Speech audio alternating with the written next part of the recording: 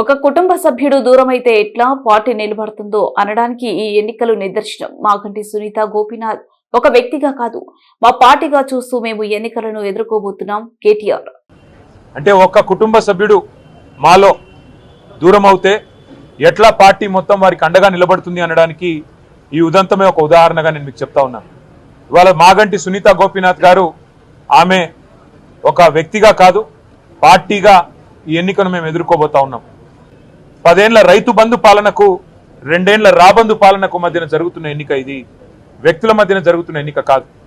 మేము జూబ్లీహిల్స్ నియోజకవర్గ ప్రజలకు కూడా మాగంటి సునీత గోపీనాథ్ గారిని గెలిపించాలని అభ్యర్థిస్తూ, వారి గెలుపు వల్ల మీకు రాబోయేది ఏంటిది అంటే, కాంగ్రెస్ ఇచ్చిన 6 గ్యారంటీలు మీరు జూబ్లీహిల్స్ లో గట్టిగా కాంగ్రెస్ పార్టీకి దిమ్మ తిరిగే విధంగా మీరు తీర్పునిస్తే తప్పకుండా రాష్ట్రం మొత్తంలో కూడా పేదలకి న్యాయం జరుగుతుంది.